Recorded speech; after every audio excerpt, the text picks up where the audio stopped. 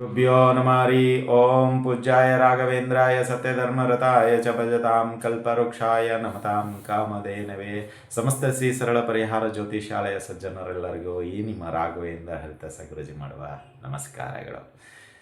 ಸಾಪ್ತಾಹಿಕ ಭವಿಷ್ಯದಲ್ಲಿ 5ನೇ ರಾಶಿಯಾಗಿರತಕ್ಕಂಥ ಸಿಂಹ ರಾಶಿಯವರಿಗೆ ಈ ವಾರ ಹೇಗಿದೆ ಎಂಬುದನ್ನು ತಡ ಮಾಡದೆ ನೋಡೋಣ ಬನ್ನಿ. ಸಿಂಹ ರಾಶಿಯವರಿಗೆ ಮೊದಲನೆಯೇ ಜುಲೈ ತಿಂಗಳಲ್ಲೇ ನಿಮಗೆ ಒಂದು ಖರ್ಚು, ಇದು ವಿಪರೀತವಾಗಿ ತಲೆ ಅಥವಾ ಮಂಡೆ ಬಿಸಿ ಅಂತಿರಲ್ಲ, ಅದು ಘರ್ಷಣೆ ರೀತಿಯಲ್ಲಿರುತ್ತೆ ಸಿಂಹರಾಶಿಯವರಿಗೆ.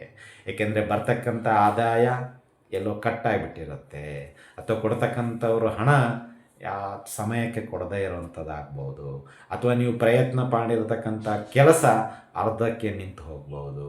ಈ ರೀತಿಯಿಂದ ಕೆಲವೊಂದಿಷ್ಟು ಬರ್ತಕ್ಕಂಥ ಆದಾಯಕ್ಕೆ ಕಟ್ಟಾಗುವಂಥದ್ದಾಗುತ್ತೆ. ಇದರಿಂದ ಕೋಪ ತಾಪ ವಿಪರೀತವಾಗಿ ನಿಮ್ಮಲ್ಲಿ ಬರುವಂಥದ್ದಾಗತ್ತೆ.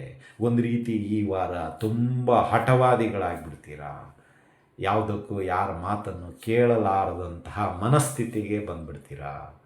ಇದಕ್ಕೆಲ್ಲ ಕಾರಣ ಅಷ್ಟಮ ಶನಿ. ಯಾಕೆಂದರೆ ಶನಿ ನಿಮ್ಮನ್ನು ಬಲವಾಗಿ ಕಾಡಲಿಕ್ಕೆ ಪ್ರಾರಂಭ ಮಾಡಿಬಿಟ್ಟಿದ್ದಾನೆ. ಈ ಜುಲೈ ತಿಂಗಳಿಂದ ಇನ್ನೂ ಒಂದಿಷ್ಟು ಕಷ್ಟಗಳನ್ನು ಕೊಡಲು ರೆಡಿಯಾಗಿದ್ದಾನೆ. ಹಾಗಾಗಿ ಜುಲೈ ಮೊದಲನೇ ವಾರ ನಿಮಗೆ ಮೊದಲನೇ ಒಂದು ಸಮಸ್ಯೆ ಅಂದರೆ ಆರ್ಥಿಕ. ಸೊ ಇದಕ್ಕೆ ತುಂಬ ಪ್ರಯತ್ನ ಪಟ್ಟಿದ್ದೀರ, ಸೊ ಏನು ಅದಕ್ಕೆ ಫಲ ಸಿಗೋದಿಲ್ಲ.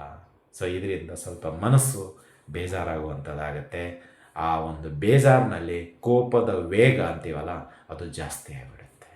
ಏಕೆಂದರೆ ಒಬ್ಬ ಮನುಷ್ಯನಿಗೆ ಹಣ ತುಂಬ ಪ್ರಮುಖವಾಗಿರತಕ್ಕಂಥದ್ದು. ಆ ಹಣದಿಂದಲೇ ನಾವು ಒಂದಿಷ್ಟು ನಮ್ಮ ಒಂದು ಡಿಮಾಂಡ್ಸ್ ಅಂತೀವಲ್ಲ, ಅದನ್ನು ಪೂರೈಸುವಂಥದ್ದಾಗತ್ತೆ.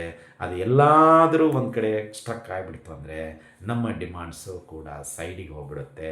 ಅದು ಪದೇ ಪದೇ ಡಿಸ್ಟರ್ಬ್ ಮಾಡ್ತಾ ಇರ್ತಾ ಡಿಮ್ಯಾಂಡ್ಸ್, ಏನು ಮಾಡ್ತೀಯ ನೆಕ್ಸ್ಟ್, ನೀನೇನು ಮಾಡ್ತೀಯ. ಬಟ್ ಆ ಒಂದು ಸಮಯದಲ್ಲಿ ಬೇರೆಯವ್ರು ಬಂದು ಕೇಳಿದಾಗ ಏನಾಗುತ್ತೆ ಅಂದರೆ ಕೋಪ ನೆತ್ತಿಗೆ ಬಂದುಬಿಡುತ್ತೆ. ಅದರಲ್ಲೂ ಸಿಂಹ ರಾಶಿಯವರಿಗೆ ಕೋಪ ಮೇಲ್ಗಡೆನೇ ತೇಲಾಡ್ತಾ ಇರುತ್ತೆ. ಯಾರಾದರೂ ಬಂದು ಕೇಳಿದ್ರೆ ಠಕ್ ಅಂತ ಕೊಟ್ಬಿಡ್ತಾರೆ ಉತ್ತರ. ನಿನಗೆ ಯಾಕೆ ಬೇಕು, ನಿನ್ನ ವಿಷಯ ಏನು ಅದಷ್ಟು ನೋಡ್ಕೋ, ನನ್ನ ವಿಷಯ ನನ್ನ ತಂಟೆಗೆ ಬರಲೇಬೇಡ ಅಂತ. ಈ ರೀತಿಯ ಒಂದಿಷ್ಟು ಮಾತುಗಳು, ಘರ್ಷಣೆಗಳು ಅಂದರೆ ಜಗಳಾದಿಗಳು ಈ ಒಂದು ಜುಲೈ ಮಾಸದ ಮೊದಲನೇ ವಾರ ಈ ಒಂದು ಸಿಂಹರಾಶಿಯವರಿಗೆ ಆಗುವಂಥದ್ದಾಗತ್ತೆ ಅಂತಲೇ ಹೇಳಬಹುದು. ಅಂದರೆ ಇಲ್ಲಿ ಸಿಂಹರಾಶಿಯವರಿಗೆ ತುಂಬ ಒಂದಿಷ್ಟು ಎಷ್ಟೇ ನಾವು ಪ್ರಯತ್ನ ಪಟ್ಟರೂ ಅದು ಸಾಧ್ಯವಾಗೋದಿಲ್ಲ. ಕೆಲಸ ಕಾರ್ಯಗಳು ಎಲ್ಲೋ ಅರ್ಧಕ್ಕೆ ನಿಂತು ಹೋಗೋದಂಥದ್ದಾಗಿರ್ಬೋದು, ಅಥವಾ ಎಡವಟ್ಟಗಳಾಗಿರ್ಬೋದು, ಅಥವಾ ನಮ್ಮದೇ ಆದಂಥ ಇಚ್ಛಾಶಕ್ತಿಯ ಕೊರತೆ ಆಗಿರ್ಬೋದು, ಅಥವಾ ನಮ್ಮ ಒಂದು ಟೈಮು ಟೇಬಲ್ಲು ಸರಿಯಾದ ರೀತಿಯಲ್ಲಿ ಇಲ್ಲದೇ ಆಗಿರುವಂಥದ್ದಾಗಿರ್ಬೋದು, ಅಥವಾ ನಮ್ಮ ಬೆಂಬಲಿಗರು ನಮ್ಮನ್ನು ಕೈ ಬಿಡುವಂಥದ್ದಾಗಿರ್ಬೋದು. ಇದೆಲ್ಲವೂ ಈ ವಾರ ನಡೆಯುವಂಥದ್ದಾಗತ್ತೆ. ಆದ್ದರಿಂದ ನಾವು ಸಿಂಹರಾಶಿಯವರಿಗೆ ಇಷ್ಟೇ ಹೇಳೋದು, ಇದು ಯಾವುದನ್ನು ನೀವು ಜಾಸ್ತಿ ಮನಸ್ಸಿನಲ್ಲಿ ಇಟ್ಟುಕೊಳ್ಳಲು ಹೋಗಬೇಡಿ. ಯಾಕಂದರೆ ಶನಿ ನಮ್ಮ ಒಂದು ಪರೀಕ್ಷೆ, ಹೇಗೆ ಈಗ ICU ಡಿಪಾರ್ಟ್ಮೆಂಟ್ ಅಂತ ಇರುತ್ತೆ ಆಸ್ಪತ್ರೆಯಲ್ಲಿ, ಹಾಗೆ ನಮಗೂ ಇಲ್ಲಿ ಒಂದು ICU ಇರುತ್ತಾನೆ ಶನಿ. ಹೇಗೆ ಮಾಡ್ತಾನೆ ಈ ಸಮಸ್ಯೆಯನ್ನು, ಇವನು ಹೇಗೆ ನಿಭಾಯಿಸ್ತಾನೆ, ಅವನು ಲಾಕ್ ಮಾಡಿಬಿಡ್ತಾನೆ ಎಲ್ಲ ಕಡೆ. ಯಾರು ಬರದೇ ಇರೋಂಗೆ, ಯಾರು ಹೋಗಿ ಹೆಂಗೆ ICUನಲ್ಲಿದ್ದರೆ ಯಾರನ್ನ ಮೀಟ್ ಮಾಡ್ಲಿಕ್ಕೆ ಬಿಡ್ತಾರೆ, ಯಾರು ಕನ್ಸರ್ನ್ ಪರ್ಸನ್ ಇರ್ತಾರೋ ಅವ್ರನ್ನ ಅಷ್ಟೇ ಮೀಟ್ ಮಾಡ್ಲಿಕ್ಕೆ ಬಿಡ್ತಾರೆ. ಅದು ದೂರದಿಂದ ನೋಡಿ ಮಾತಾಡಿಸ್ಬೇಡಿ, ಸುಮ್ಮನೆ ಬಂದುಬಿಡಿ ಅಂತ ಹೇಳ್ತಾರೆ. ಹಾಗೆ ಈ ಶನಿ ಏನು ಮಾಡಿಬಿಡ್ತಾನೆ ಇವರಿಗೆ, ಸಿಂಹರಾಶಿಯವರಿಗೆ ಎಲ್ಲ ಕಡೆಯಿಂದ ಲಾಕ್ ಮಾಡಿಬಿಡ್ತಾನೆ. ಯಾರು ನಾವು ಸಹಾಯ ಮಾಡಬೇಕಂತ ಅಕ್ಸೆಪ್ಟ್ ಮಾಡಿರ್ತೀವೋ, ಅಕ್ಸೆಪ್ಟ್ ಅಂದರೆ ನಾವು ಅಪೇಕ್ಷೆ ಇರುತ್ತೆ ಅವ್ರು ಬಂದು ನಂಗೆ ಸಹಾಯ ಮಾಡ್ತಾರೆ ಅಂತ, ಅವ್ರು ಖಂಡಿತವಾಗಿ ಬರಲ್ಲ. ಅದನ್ನು ನೀವು ನೆನಪಿನಲ್ಲಿ ಇಟ್ಕೊಳ್ಳಿ. ಈ ಅಷ್ಟಮ ಶನಿಯಲ್ಲಿ ಹೆಂಗಿರುತ್ತಂದರೆ, ನಾವು ಹೋಗುವಂತಹ ವ್ಯಕ್ತಿ ಅಡ್ವಾನ್ಸ್ ಆಗಿ ಗ್ರಹಣೆ ಹೆಂಗಾಗುತ್ತೋ ಗೊತ್ತಾಗ್ತಾ ಇಲ್ಲ. ನಾವು ಸಹಾಯ ಕೇಳೋಕ್ಕಿಂತ ಮುಂಚೆನೇ ಅವನ ಹತ್ರ ದುಡ್ಡು ಬೇಕಾದಷ್ಟು ಇರುತ್ತೆ, ಅವನ ಹತ್ರ ಎಲ್ಲ ಶಕ್ತಿಗಳು ಇರುತ್ತೆ, ಆದರೂ ಅವ್ನು ನಮ್ಮ ಸಹಾಯಕ್ಕೆ ಬರಲ್ಲ. ಇದನ್ನು ಸಿಂಹರಾಶಿಯವರು ಈ ಒಂದು ಅಷ್ಟಮ ಶನಿ ಮುಗಿಯೋವರೆಗೂ ನೆನ್ಪಿಟ್ಕೊಳ್ಳಿ. ಏಕೆಂದರೆ ನಾವು ಅಂದ್ಕೊಳ್ತೀವಿ ಆ ವ್ಯಕ್ತಿ ನನಗೆ ತುಂಬ ಬೇಕಾದವನು, ಆ ವ್ಯಕ್ತಿ ನನ್ನ ಕಂಡ್ರೆ ತುಂಬ ಪ್ರೀತಿ, ಅವ್ನು ನನ್ನ ಮಾತನ್ನು ಮುರಿಯೋದಿಲ್ಲ ಅಥವಾ ರಿಜೆಕ್ಟ್ ಮಾಡೋದಿಲ್ಲ ಅನ್ನೋ ಒಂದು ನಿಮ್ಮ ಕಾನ್ಫಿಡೆನ್ಸ್ ಇದೆಯಲ್ಲ, ಅದು ಈ ವಾರದಲ್ಲಿ ಕೊಲ್ಯಾಪ್ಸ್ ಹೋಯ್ತು. ಅಂದರೆ ಆ ವ್ಯಕ್ತಿ ಎಂಥವನು ಅಂತ ಆದರೂ ಗೊತ್ತಾಗುತ್ತೆ ಈ ವಾರ.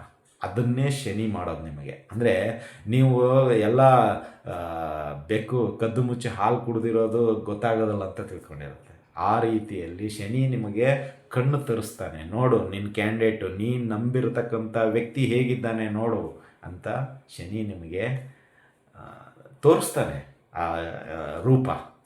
ಸೊ ಆವಾಗ ನೀವು ತುಂಬ ಬೇಜಾರು ಮಾಡ್ಕೊಂಡ್ಬಿಡ್ತೀರಾ. ಸೊ ಈ ವಾರ ಅದು ಕೂಡ ನಡೆಯುತ್ತೆ. ಅಂದರೆ ಒಬ್ಬ ವ್ಯಕ್ತಿನ ನೀವು ತುಂಬ ನಂಬಿರ್ತೀರ. ಆ ವ್ಯಕ್ತಿ ನೀವು ಎಷ್ಟಂದರೆ ತುಂಬ ಆತ್ಮೀಯತೆ ಅನ್ನೋದಕ್ಕಿಂತ ಸಹೋದರ ಅಥವಾ ಏನೋ ಒಂದು ಅಟ್ಯಾಚ್ಮೆಂಟಲ್ಲಿ ನೀವು ತುಂಬ ತನ್ನ ನಂಬಿರ್ತೀರ ಬಲವಾಗಿ. ಆ ವ್ಯಕ್ತಿನ ನನ್ನ ಕಷ್ಟಕ್ಕೆ ಸಹಾಯ ಆಗ್ತಾನೆ, ಯಾವುದೇ ಕಾರಣಕ್ಕೂ ಬಿಡಲ್ಲ ಅನ್ನೋ ಒಂದು ಕಾನ್ಫಿಡೆನ್ಸ್ ನಿಮ್ಮಲ್ಲಿರುತ್ತೆ. ಆದರೆ ಅದೇ ವ್ಯಕ್ತಿ ಮೊದಲನೇವನೇ ನಿಮಗೆ ಕೈ ಕೊಟ್ಬಿಡ್ತಾನೆ ಈ ಜುಲೈ ಮೊದಲನೇ ವಾರ. ಸೊ ಹಾಗಾಗಿ ಇಲ್ಲಿ ಏನಾಗುತ್ತೆ, ಸ್ವಲ್ಪ ನಿಮ್ಮ ಮನಸ್ಸಿಗೆ ತುಂಬ ಬೇಜಾರಾಗಿ ಆರೋಗ್ಯದಲ್ಲಿ ವ್ಯತ್ಯಾಸಗಳು ಉಂಟಾಗುತ್ತೆ ಅಂತಲೇ ಹೇಳ್ಬೋದು. ಇನ್ನು ಈ ವಾರ ನಿಮಗೆ ಸ್ವಲ್ಪ ಮಾತುಗಳಿಂದ ಅವಮಾನಗಳಾಗುವಂಥದ್ದಾಗತ್ತೆ. ಏಕೆಂದರೆ ಸಿಂಹರಾಶಿಯವ್ರದ್ದು ಒಂದಿಷ್ಟು ಏರು ಧ್ವನಿ, ಆ ಏರು ಧ್ವನಿ ಇನ್ನೊಬ್ಬರಿಗೆ ಇಷ್ಟ ಆಗೋದಿಲ್ಲ. ಅಥವಾ ನಿಮ್ಮ ಮಾತುಗಳು ವ್ಯಂಗ್ಯಭರಿತವಾಗಿರುವಂಥದ್ದಾಗಿರ್ಬೋದು, ರಭಸವಾಗಿರುವಂಥದ್ದಾಗಿರ್ಬೋದು, ಅಥವಾ ಕೆಟ್ಟ ಪದಗಳಂಥದ್ದಾಗಿರ್ಬೋದು. ಯಾವುದೋ ಒಂದು ಮಾತಿನಿಂದ ಬೇರೆಯವರಿಗೆ ಬೇಜಾರಾಗುತ್ತೆ. ಇದರಿಂದ ಎಲ್ಲರೂ ನಿಮ್ಮ ಮೇಲೆ ಸವಾರಿ ಮಾಡುವಂಥದ್ದಾಗುತ್ತೆ ಈ ವಾರ ಅಂತ ಹೇಳೋದು. ಒಂದು ಖುಷಿ ವಿಚಾರ ಅಂತ ಹೇಳೋದಾದರೆ ಸಿಂಹರಾಶಿಯವರಿಗೆ ನಿಮ್ಮ ಮನೆಯವರ ಬೆಂಬಲ, ಅಂದರೆ ನಿಮ್ಮ ಕುಟುಂಬ ಸದಸ್ಯರವರ ಒಂದು ಬೆಂಬಲ ಈ ವಾರ ಖಂಡಿತವಾಗಿಯೂ ನಿಮ್ಮ ಮೇಲೆ ಇರುತ್ತೆ. ಅಂದರೆ ಯಾರು ಏನೇ ಹೇಳಿದರೂ ಅವರು ನಂಬೋದಿಲ್ಲ. ನಮ್ಮ ಹುಡುಗ ಆರಾಮಾಗಿದೆ ಅಥವಾ ನಮ್ಮ ಹುಡುಗಿ ಅಂಥವಳ ಅಲ್ಲ ಅನ್ನೋ ಒಂದು ನಂಬಿಕೆ ನಿಮ್ಮ ಕುಟುಂಬ ಸದಸ್ಯರಲ್ಲಿ ಸಿಗುವಂಥದ್ದಾಗತ್ತೆ. ಎಷ್ಟೇ ಕಷ್ಟ ಬಂದರೂ ಅವರ ಒಂದು ಸಪೋರ್ಟ್ ಮಾತ್ರ ಈ ವಾರ ನಿಮಗೆ ಸಿಗುವಂಥದ್ದಾಗತ್ತೆ. ನಿಮ್ಮ ಅನಾರೋಗ್ಯದ ಸಮಸ್ಯೆದಲ್ಲೂ ಕೂಡ ಅವರು ಒಂದಿಷ್ಟು ಸಹಾಯಗಳನ್ನು ಮಾಡ್ತಾರೆ ಅಂತಲೂ ಹೇಳಿದ್ರು ತಪ್ಪಾಗೋದಿಲ್ಲ. ಇದಾಗಿತ್ತು ಸಿಂಹರಾಶಿಯವರ ಸಾಪ್ತಾಹಿಕ ಭವಿಷ್ಯ.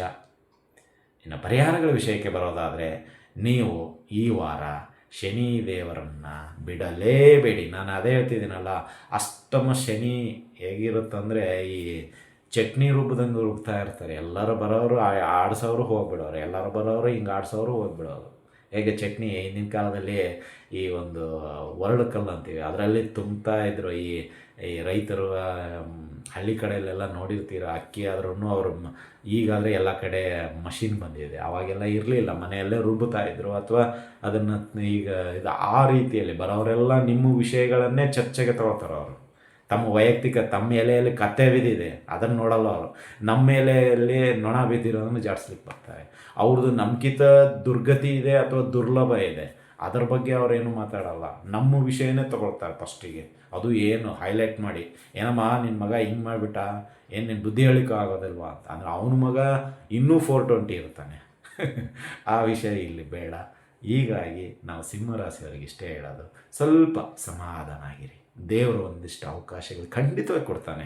ನೀವು ಮಾಡಿರ್ತಕ್ಕಂಥ ದಾನ ಧರ್ಮ ಅಥವಾ ನೀವು ಮಾಡಿರ್ತಕ್ಕಂಥ ಒಳ್ಳೆಯ ಕೆಲಸ ಕಾರ್ಯ ಅದೆಲ್ಲವನ್ನು ನಮಗೆ ಬೆನ್ನಿಂದೆ ಸದಾ ಕಾಪಾಡ್ತಾ ಇರ್ತಾನೆ. ಹಾಗಾಗಿ ಸಿಂಹರಾಶಿಯವರು ಯಾವುದೇ ಕಾರಣಕ್ಕೂ ಬೇಜಾರಾಗಬೇಡಿ. ಮುಂದಿನ ದಿನಗಳಲ್ಲಿ ನಾನು ಖಂಡಿತವಾಗಿ ತಿಳಿಸ್ಕೊಡ್ತೀನಿ ಈ ಅಷ್ಟಮ ಅರ್ಧಾಷ್ಟಮ ಶನಿಯ ಒಂದಿಷ್ಟು ಪರಿಹಾರಗಳು. ಏಕೆಂದರೆ ಸುಮಾರು ಜನ ವೈಯಕ್ತಿಕವಾಗಿ ಮೆಸೇಜ್ ಹಾಕ್ತಾ ಇದ್ದಾರೆ, ಗುರುಗಳೇ ಅದು ತಿಳಿಸ್ಕೊಟ್ಟಿಲ್ಲ ಅಂತ. ಸಮಯದ ಅಭಾವದಿಂದ ಮುಂದಿನ ದಿನಗಳಲ್ಲಿ ಖಂಡಿತವಾಗಿ ಇದೇ ವಾರದಲ್ಲಿ ನಿಮಗೆ ಈ ಅಷ್ಟಮ ಅರ್ಧಾಷ್ಟಮ ಶನಿಯ ಪರಿಣಾಮಗಳು ಪರಿಹಾರಗಳು ಖಂಡಿತವಾಗಿ ತಿಳಿಸ್ಕೊಡ್ತೀನಿ ಅಂತ ಹೇಳ್ತಾ, ಇನ್ನು ಪರಿಹಾರಗಳ ವಿಷಯಕ್ಕೆ ಬರೋದಾದರೆ ಶನಿ ದೇವರನ್ನ ಖಂಡಿತವಾಗಿ ಮರಿಬೇಡಿ. ನಿತ್ಯ ದರ್ಶನ ಮಾಡ್ಕೊಳ್ಳಿ. ಬೆಳಿಗ್ಗೆ ಆದರೂ ಸರಿ, ಸಾಯಂಕಾಲ ಆದರೂ ಸರಿ, ಸರೆಂಡರ್ ಆಗಿಬಿಡಿ. ಏನಾದರೂ ಮಾಡ್ಕೊಳಪ್ಪ, ಒಂದು ಧೈರ್ಯ ಅನ್ನೋ ಒಂದು ಶಕ್ತಿ ಆದರೂ ನನಗೆ ಕೊಡು ಅಂತ ಓಪನ್ನಾಗಿ ನೀವು ಶನಿದೇವರು ಕಮ್ಯುನಿಕೇಷನ್ ಮಾಡ್ಕೊಳ್ಳಿ. ಸೊ ಇದರಿಂದ ಶನಿಯ ಒಂದು ಅಪ್ಪುಗೆ ಮೆಚ್ಚುಗೆ ಏನೇ ಇದ್ರೂ ಸ್ವಲ್ಪ ದೂರ ಆಗ್ತಾ ಬರುತ್ತೆ. ಇನ್ನು ಇದು ಆಷಾಢ ಮಾಸ, ದಾನದ ಮಾಸ. ಸೊ ಹಾಗಾಗಿ ಬ್ರಾಹ್ಮಣರಿಗೆ ನೀವು ತುಳಸಿ ಮತ್ತು ಅಕ್ಕಿ ಹಾಗೂ ಒಂದಿಷ್ಟು ದಕ್ಷಿಣೆ ಎಷ್ಟಾದರೂ ಕೊಡಿ. ಸೊ ಅದನ್ನು ನಿಮ್ಮ ಹತ್ತಿರದಲ್ಲಿರ್ತಕ್ಕಂಥ ಬ್ರಾಹ್ಮಣರಾಗಿರ್ಬೋದು, ಪೂಜೆ ಪುನಸ್ಕಾರ ಮಾಡುವಂಥ ಬ್ರಾಹ್ಮಣರಾಗಿರ್ಬೋದು, ಅಥವಾ ದೇವಸ್ಥಾನಗಳಲ್ಲಿರ್ತಕ್ಕಂಥ ಬ್ರಾಹ್ಮಣರಾಗಿರ್ಬೋದು, ಅವರಿಗೆ ಕೊಡಿ.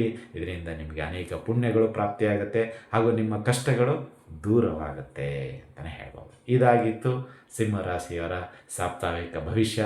ಇದು ನಿಮಗೆ ಇಷ್ಟ ಆದರೆ ಮಾತ್ರ ಶೇರ್ ಮಾಡಿ, ಲೈಕ್ ಮಾಡಿ ಹಾಗೂ ನಿಮ್ಮ ಬಂಧು ಬಳಗದವರಿಗೆ ಇದನ್ನು ಫಾರ್ವರ್ಡ್ ಮಾಡಿ ಅಂತ ಹೇಳುತ್ತಾ ಇಲ್ಲಿಗೆ ಈ ವಿಷಯ ಮುಗಿಸ್ತಾ ಇದ್ದೀವಿ. ಮತ್ತೆ ಮುಂದಿನ ರಾಶಿಯೊಂದಿಗೆ ಭೇಟಿಯಾಗೋಣ.